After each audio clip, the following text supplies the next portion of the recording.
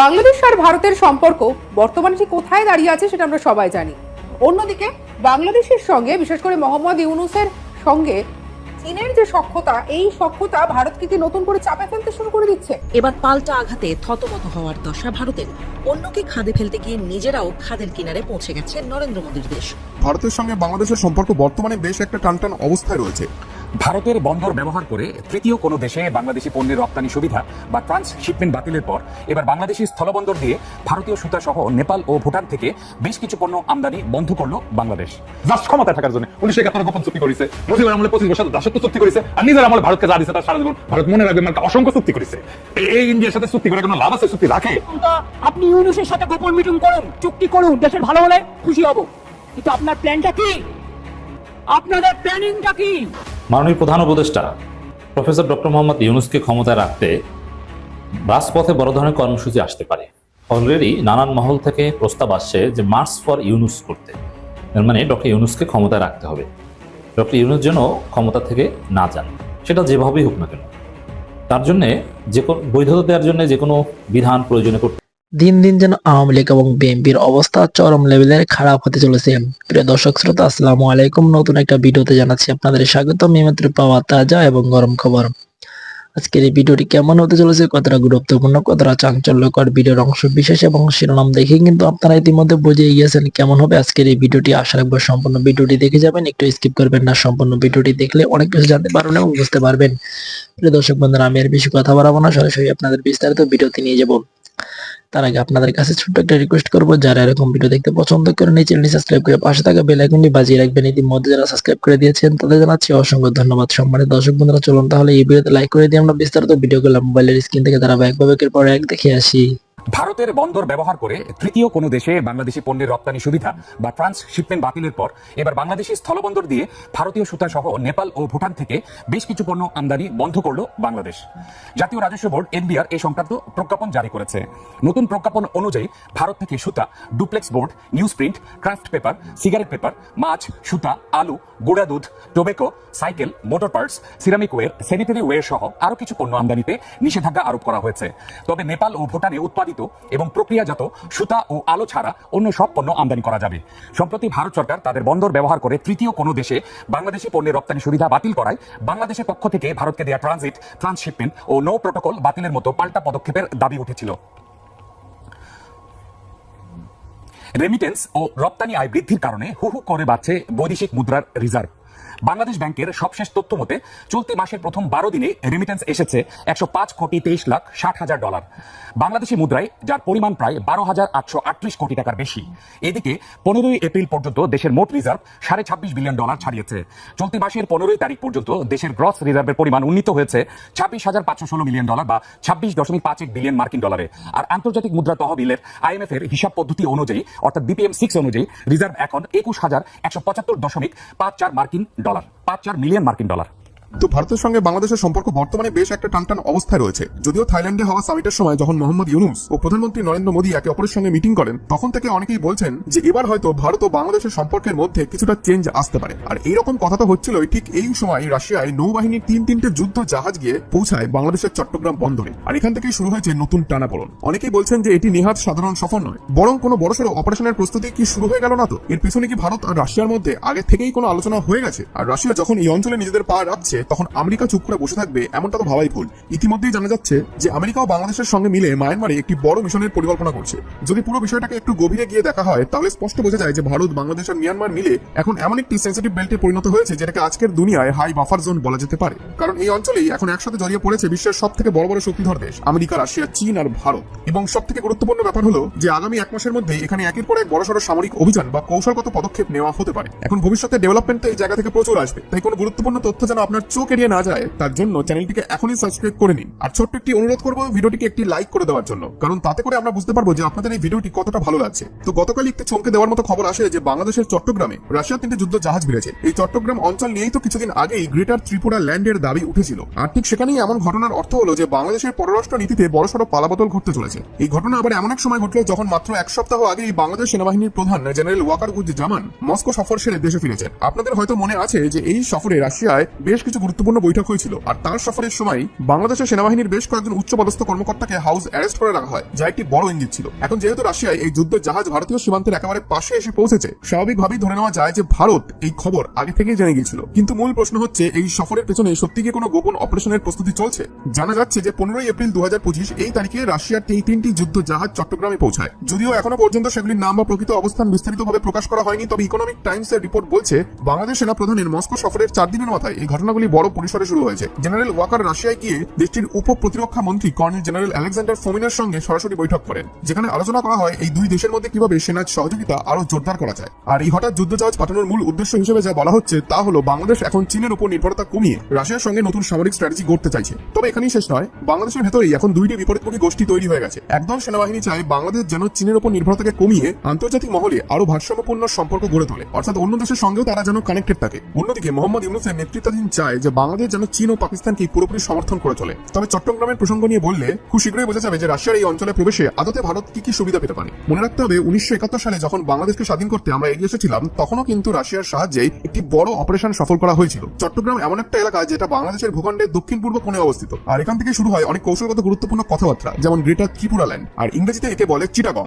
এই এলাকাতেই বাংলাদেশও তার নিজস্ব চিকেন নেক ধরে রেখেছে। এই জায়গাটা এতটাই সেন্সিটিভ কারণ এখান থেকে চীন ও পাকিস্তান বাংলাদেশে প্রবেশ করে নিজেদের সামরিক প্রভাব বাড়ানোর চেষ্টা করে, আর বাংলাদেশ ও ভারতের সীমান্ত সংলগ্ন এলাকায় সেনাঘাঁটি তৈরি, ফোর্ট বানানো, মিলিটারি এক্সারসাইজ করার অনুমতি দিয়ে দেয়। এই জন্যই ভারত বাধ্য হয় যে এখানে ব্রাহ্মস মিসাইল সিস্টেম কিংবা S-400 এয়ার ডিফেন্স সিস্টেম মোতায়েন করে তার চিকেন নেক অঞ্চলকে সুরক্ষিত করতে। এদিকে ত্রিপুরা থেকে চট্টগ্রামের দূরত্ব বেশি নয়, মাত্র 20 থেকে 22 কিলোমিটার, অর্থাৎ ত্রিপুরা থেকে বঙ্গোপসাগরের দিকে সরাসরি একটা রুট তৈরি করা সম্ভব। এই জায়গাটা আরো উত্তপ্ত হয়ে ওঠে যখন মোহাম্মদ ইউনূস দাবি তোলেন যে ভারতের উত্তর পূর্বাঞ্চল ল্যান্ডলকড এবং বাংলাদেশই গার্জিয়ান অব দ্য ওশান। এরপর থেকেই ভারত সরাসরি কূটনৈতিক চাপে ফেলতে শুরু করে বাংলাদেশকে। ত্রিপুরা থেকে একাধিক রাজনৈতিক দল বলতে শুরু করে যে আমরা আর ল্যান্ডলকড থাকতে চাই না। যদি চট্টগ্রামের এই অংশ কেটে ভারতের সঙ্গে সংযুক্ত করা হয় তাহলে উত্তর পূর্ব ভারতের রাজ্যগুলি সরাসরি সাগর পথে কানেক্টেড হয়ে যাবে, আর এর মধ্য দিয়ে গড়ে উঠতে পারে নতুন একটি ভূখণ্ড, গ্রেটার ত্রিপুরা ল্যান্ড। সবথেকে চমকপ্রদ ব্যাপার হলো চট্টগ্রামের এই অংশে থাকা স্থানীয় জনগোষ্ঠীর একটা বড় অংশ এমন একটা সংযুক্তিকরণ চায়, অর্থাৎ শুধু ভারতের তরফেই নয়, বাংলাদেশের ভেতর থেকেও সমর্থন পাওয়া যেতে পারে। হ্যাঁ, এটা এখনকার মতো এক্সটার্নাল অ্যাফেয়ার্স মিনিস্ট্রি বা কূটনৈতিক পর্যায়ের বিষয় হলেও যখন দুপক্ষ থেকে সমর্থন আসে তখন এমন ধরনের অপারেশনগুলি অনেক সহজ হয়ে যায়। ঠিক 1 মাস আগেই এই দাবিগুলি ধীরে ধীরে সামনে আসতে শুরু করেছিল, যখনও ভারত ও বাংলাদেশের মধ্যে এতটা উত্তেজনা তৈরি হয়নি। তবে সময়ের সঙ্গে সঙ্গে এই আলোচনাগুলি আরো জোরালো হয়েছে। এখন যদি বাংলাদেশ সত্যি রাশিয়ার সঙ্গে তার ডিফেন্স রিলেশনকে চূড়ান্ত করে ফেলে তাহলে ভারতের লাভটা কোথায়? দেখুন, এখন যখন রাশিয়ার যুদ্ধ জাহাজ চট্টগ্রামে পৌঁছে গেছে তখন বোঝা যাচ্ছে এখান থেকে আগামী দিনে কি ঘটবে তার পরবর্তী আপডেটেই বোঝা যাবে। তবে একটা বিষয় পরিষ্কার যে 1971 সালে ভারত যেভাবে রাশিয়ার সাহায্যে বাংলাদেশকে স্বাধীন করেছিল, ঠিক সেই ইতিহাস হয়তো আবারও পুনরাবৃত্তি হতে চলেছে। আপনারা নিশ্চয়ই জানেন যে সেই সময় পাকিস্তান এবং আমেরিকা একেবারে ঘনিষ্ঠভাবে একসঙ্গে হয়ে গিয়েছিল। আমেরিকার যুদ্ধ জাহাজ, এয়ারক্রাফট ক্যারিয়ার এবং অন্যান্য শক্তিশালী অস্ত্র ঠিক ভারতের উপকূলে এসে গিয়েছিল। কোস্টাল এরিয়াতে তারা প্রায় ঢুকেই পড়েছিল। যদি ভারত একদিন দেরি করতো তাহলে সম্ভবত আমেরিকা সরাসরি ভারতকে হামলার লক্ষ্যবস্তু করে তুলত। কিন্তু ভারতের স্ট্র্যাটেজি ছিল স্পষ্ট, তার আগেই পূর্ব পাকিস্তানকে বাংলাদেশ ঘোষণা করে দেয়। মাননীয় প্রধান উপদেষ্টা প্রফেসর ডক্টর মোহাম্মদ ইউনূসকে ক্ষমতায় রাখতে রাজপথে বড় ধরনের কর্মসূচি আসতে পারে। অলরেডি নানান মহল থেকে প্রস্তাব আসছে যে মার্চ ফর ইউনূস করতে, মানে ডক্টর ইউনূসকে ক্ষমতায় রাখতে হবে, ডক্টর ইউনূস যেন ক্ষমতা থেকে না যান, সেটা যেভাবেই হোক না কেন। তার জন্য যে কোনো বৈধতা দেওয়ার জন্য যে কোনো বিধান প্রয়োজনে করতে হবে। সেটা হতে পারে বর্তমানে যে ইন্টারিম গভর্নমেন্ট আছে এভাবেই 5 বছর থাকবে, যেহেতু এই সরকারের কোনো মেয়াদ কোথাও উল্লেখ নেই। অতএব এই সরকার চাইলে সংস্কারের স্বার্থে, সুষ্ঠু নির্বাচনের স্বার্থে 5 বছর থাকতে পারে। অথবা ডক্টর ইউনূসের নেতৃত্বে কোনো জাতীয় সরকার হতে পারে, যে জাতীয় সরকারে বিএনপি জামাত থেকে শুরু করে সব রাজনৈতিক দলের প্রতিনিধি থাকবে, যেটা হবে ট্রানজিশন গভর্নমেন্ট। মানে একটা শিফট হবে from interim to transitional government, national government, জাতীয় সরকার। এটা একটা পদ্ধতি হতে পারে। অথবা একটা জাতীয় সরকার গঠন করে সেখানে প্লেবিসাইড দেওয়া হবে, রেফারেন্ডাম দেওয়া হবে ফর 5 ইয়ার্স, যে মানুষ এটা মানে কিনা। ডেফিনেটলি মানুষ মানবে, যেভাবেই হোক না কেন। এরকম একটা উদ্যোগ নিতে, বৈধতার একটা ভিত্তি তৈরি করতে মার্চ ফর ইউনূস বা যে কোনো কর্মসূচি যদি রাজপথে দেওয়া হয়, আপনারা সেটা সমর্থন করবেন কিনা, আপনারা থাকবেন কিনা। এটা অমূলক কোনো কথা নয়, অতি গুরুত্বপূর্ণ কথা। অনেক বিখ্যাত লোকজন যাদের চিন্তাভাবনা একটা প্রভাব, একটা তাসির রাষ্ট্রের উপর পড়ে, এরকম লোকজন এটা নিয়ে ভাবছেন। অতএব অদূর ভবিষ্যতে যদি দ্রুত নির্বাচনের দাবিতে কোনো ভারতের দালাল আন্দোলন শুরু করে, তখন এই ধরনের কর্মসূচির প্রয়োজন হতে পারে। আর প্রফেসর ইউনূস কিংবা তার সরকারের মধ্যে অধিকাংশের 5 বছর ক্ষমতায় থাকার কোনো ইচ্ছা নেই।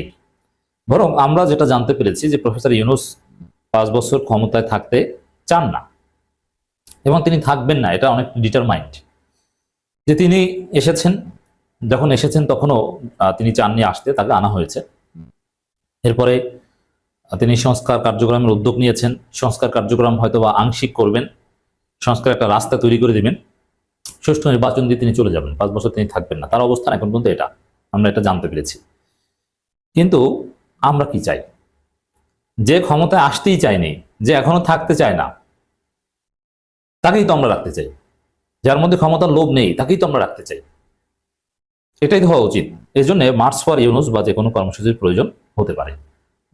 তো দর্শক, একটা খবর, স্বরাষ্ট্র উপদেষ্টা বলেছিলেন যে জনগণ এই সরকারকে আরো 5 বছর দেখতে চায়, বিয়ন্ড রিজনেবল ডাউট, জনগণ 5 বছর দেখতে চায়।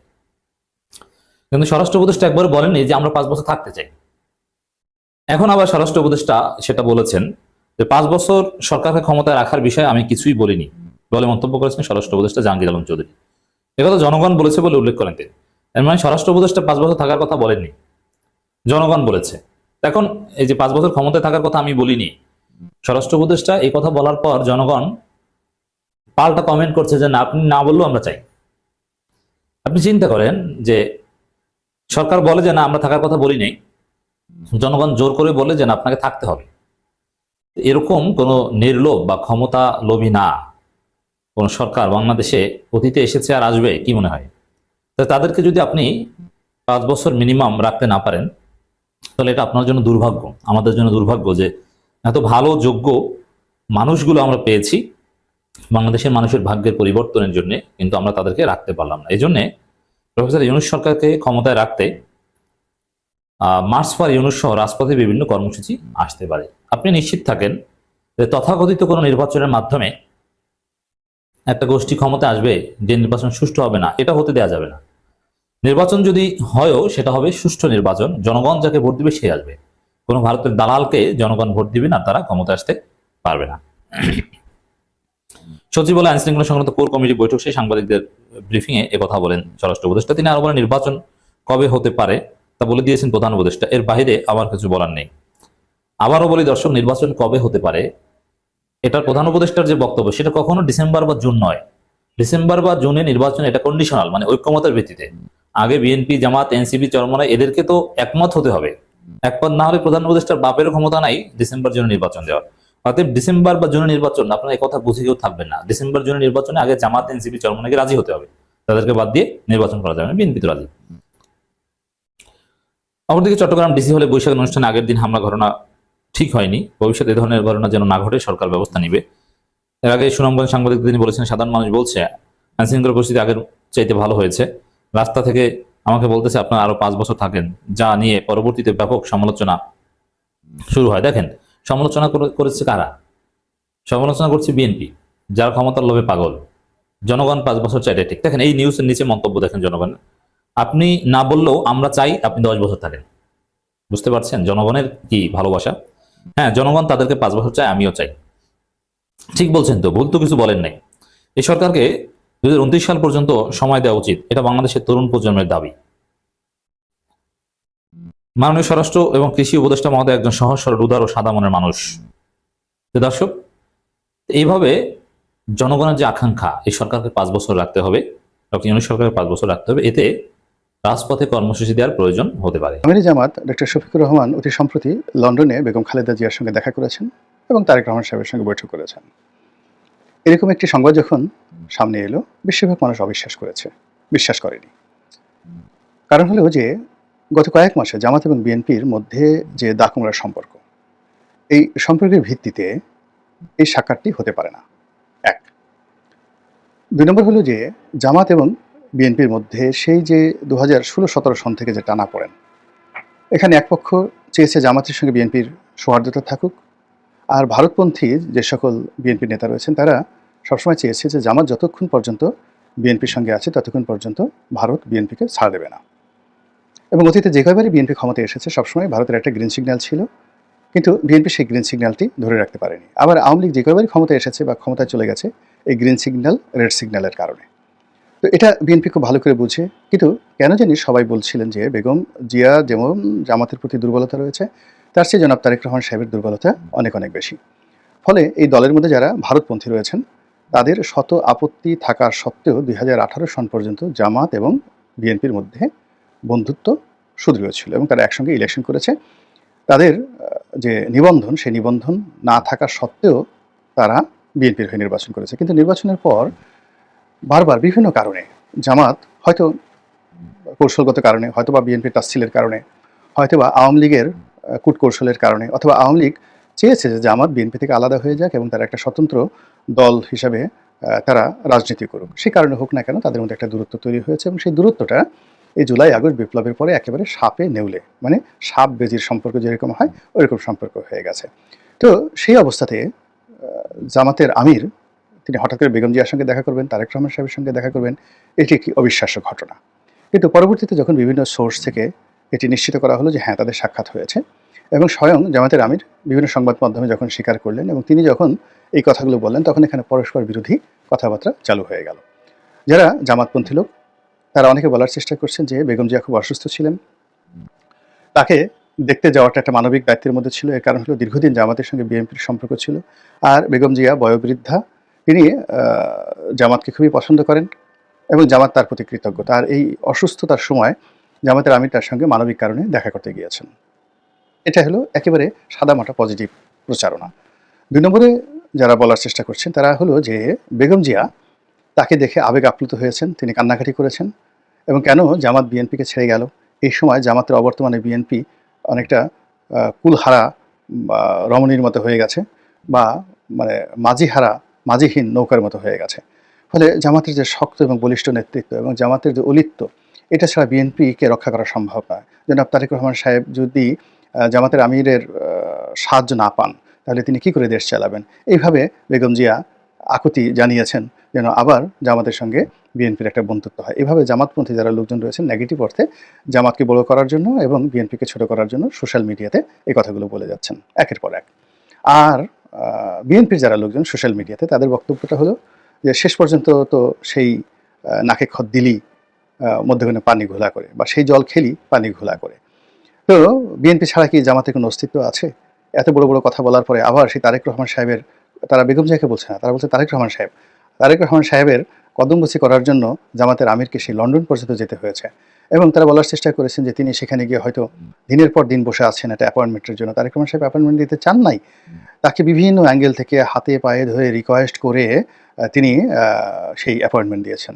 এবং অনেকে ঠাট্টা করে বলার চেষ্টা করছেন যে এই যে এখন তারেক রহমান সাহেব যে বিড়াল নিয়ে ছবি তুলেছেন, বিড়াল কোলে নিয়ে ছবি তুলেছেন, বিড়ালকে পাশে বসিয়ে তিনি ছবি তুলেছেন। সবাই বলার চেষ্টা করেছেন যে যখন তিনি সেই জামাতের আমিরের সঙ্গে বৈঠকে ছিলেন তখন সেই বিড়ালটা কোথায় ছিল। তিনি যদি সেই বিড়ালটা পাশে রেখে জামাতের আমিরের সাথে কথা বলে থাকেন, নিঃসন্দেহে এটা তার জন্য একটা বিরাট অপমাননাকর এবং তাচ্ছিল্যের বিষয়। এবং এই ঘটনা কিন্তু ঘটে, অনেক সময় ঘটে। যেমন দেখা গেল জেআরডি টাটা, এই টাটা গ্রুপের এখন যে রতন টাটার বাবা।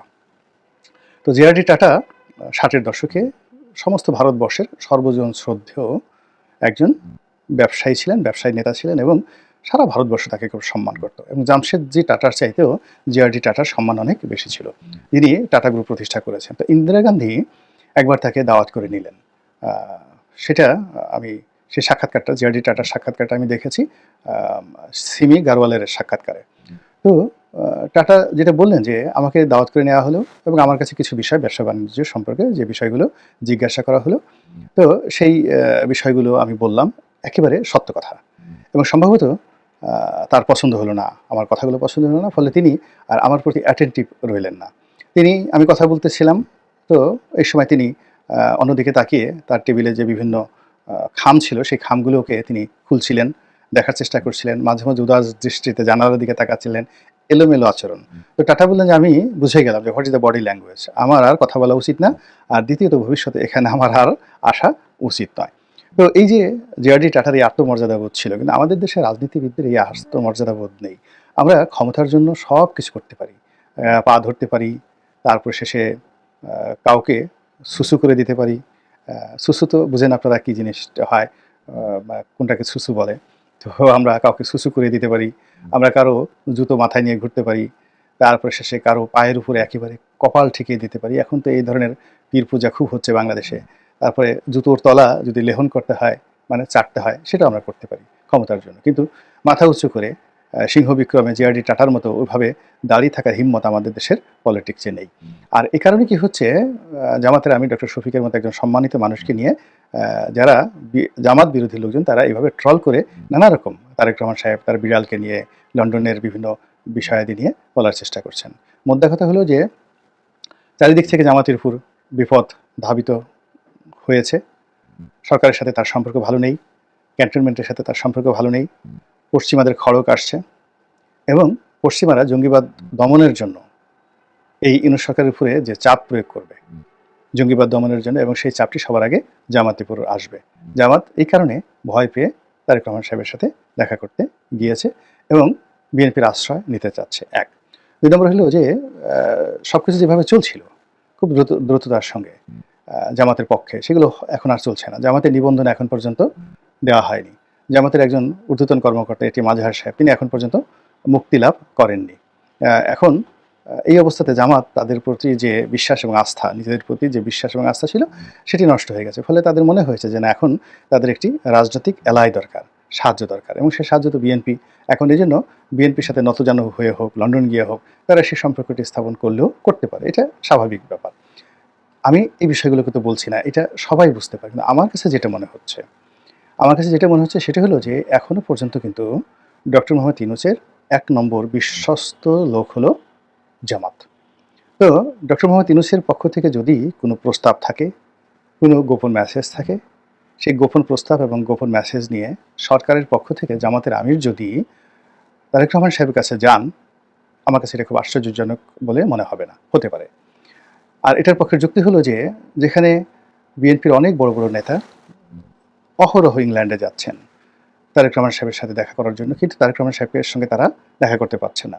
অনেক বড় বড় নেতা 8 দিন 10 দিন হোটেলে থেকে তারপরে অল্প সময়ের জন্য তারেক রহমান সাহেবের সাথে একটা ছবি তুলে দেখা করে তারপরে চলে আসছেন।